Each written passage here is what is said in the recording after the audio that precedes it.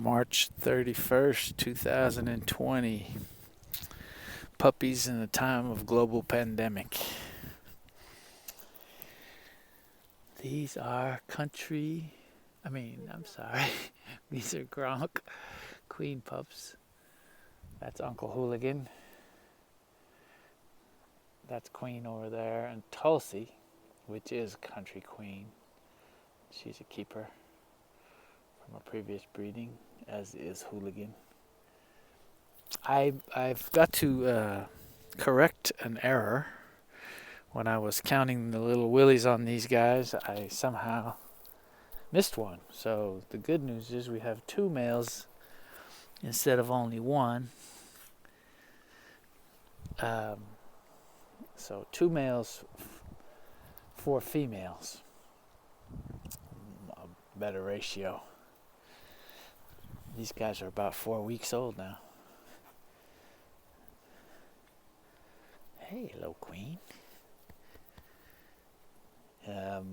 The percentages are on the website. Roughly 56% Congo, 30 some odd percent Borbal, and that leaves about 6 and 6 for Dogo and Dane. This one male looks like he had an eye injury, so we'll have to watch that. Yeah, you're healthy, but you've got something happened to your eye. Yeah, something happened to your eye. The other male is this guy. So both of our males, although he's not shaking anymore, we still call him Washington Shakes. Or Shaky. Shakes.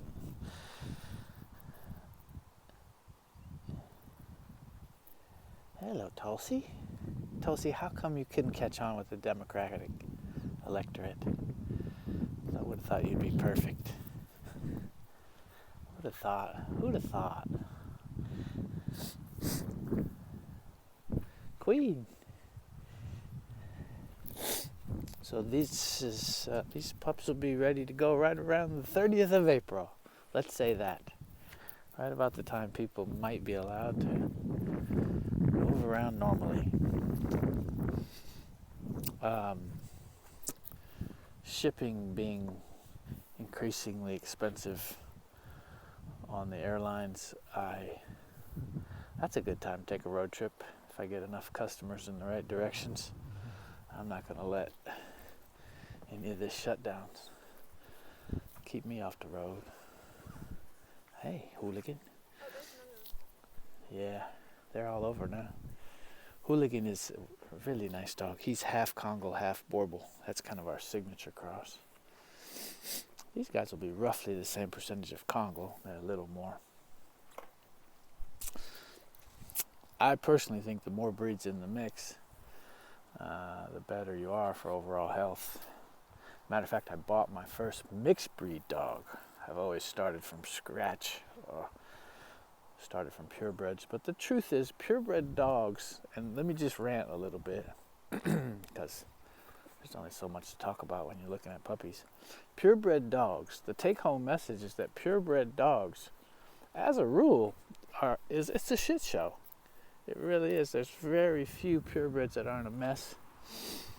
And anybody selling purebreds dogs that's making a bunch of noise about anything other than admitting that there's all kinds of problems is probably full of it. They're probably full of it. So that became the question for me. If I know mixed breed dogs are healthier, how do I continue to justify starting from purebreds? And the answer was I don't. So I found a guy. Of course, breeders of all ilks are a squirrely bunch, but I found a guy who I could believe in that does something similar to what I do, and I got a dog from him. And I'm not mentioning his name because, or should I say her name, just to keep everybody guessing. Because this is what I tell a breeder. When I buy a dog, if it works out, I'll make a whole lot of noise about where it came from. And if it doesn't, I'll quietly move it on. So that's probably what I'll do. one of those two, depending. They don't all work. They don't all work out. We'll get him on video soon, the new dog. I've also got a purebred Borbal that just fell back into my yard. Good example of purebreds. There'll be a little video about him I'll put up shortly. But he's a 185-pound purebred Borbal that I need to sell.